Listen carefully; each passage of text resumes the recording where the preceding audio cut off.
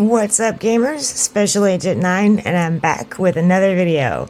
Today we're going to talk about the world boss Oondasta, who lives in World of Warcraft Classic, showed up during MoP. That is what Oondasta looks like, and on the Isle of Giants, in the middle of the island, right on the screen there, that is where you can find this huge dinosaur world boss.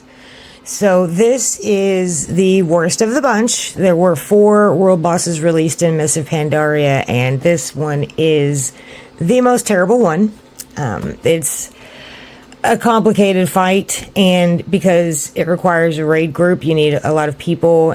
You have to get a lot of people coordinated, so the fight is extremely difficult. Just for logistic regions, Oondasta is not all that hard to kill if it's positioned correctly and everybody's doing what they need to do.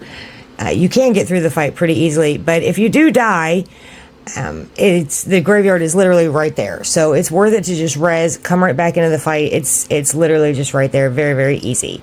So let's talk about the dynamics of the group and the positioning.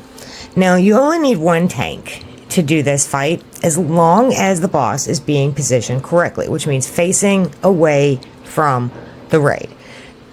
You want this boss to stay faced away from the raid the entire time, or it will kill the entire raid.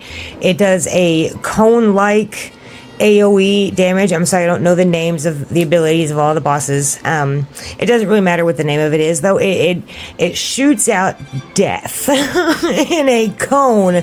So anywhere in front of the boss's face and then off a little bit to the side of the boss's face is death, okay? So everyone in the raid needs to avoid this, okay? So as long as you have the tank doing a job, you can get by with just 1 tank, but you need at least 5 healers. 6 is better, and you want to have 40 bodies on the ground, at least as close to 40 bodies on the ground as you can get, because this fight is a doozy. And a lot of times people will die throughout the fight, and then they have to tag back in. So the more bodies that you can get, the better. You need your healers to focus on the tank, and you need your hunters and your rogues to continuously misdirect into the tank. And if you have 2 tanks, then you need to mark the main tank so that everybody knows where to put the misdirects, okay? Because you need threat to remain on this boss at all times. It cannot be taunted. So that's what the healers and the tanks and the rogues and the hunters need to focus on doing. Everybody else has to focus on staying out of the way.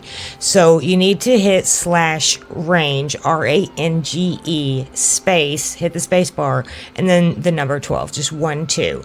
You need to stay 12 yards away from every single other person in the raid. And if you hit the /range, if you just type that into your text bar, a little like radar will pop up on your screen, just a very small one. It's not going to get in the way. You should see it on my screen, actually.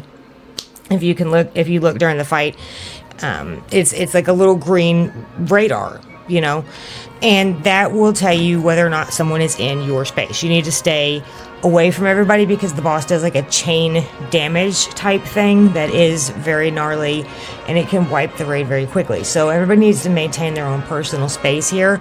Only the tank needs to be anywhere in front of the boss. You've got to space out. It's very difficult to find a spot because there's so many people. So yes, it is extremely difficult to find a spot because you have to stay to the back of the boss. You have to stay away from everybody else, but just get in where you fit in, shuffle around, get to wherever you can to where you're not near anybody else, and just pump as much damage into the boss as you can. Try to avoid its face. If something happens with the tank and it does start to spin around and move around, avoid it at all costs. If you die, res, come right back, get right back in the fight, because that happens frequently. So maintain good positioning.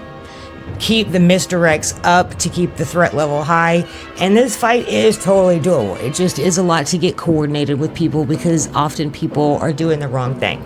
So recommend that they all watch this video so that they know exactly what to do, because if you successfully kill this boss, he drops really, really good gear. It's really current. If you're watching this right now, it is gear you're gonna want, but beyond that, he drops a mount. And he did not drop it this time for me, as you can see, because now the fight is over and the mount did not drop.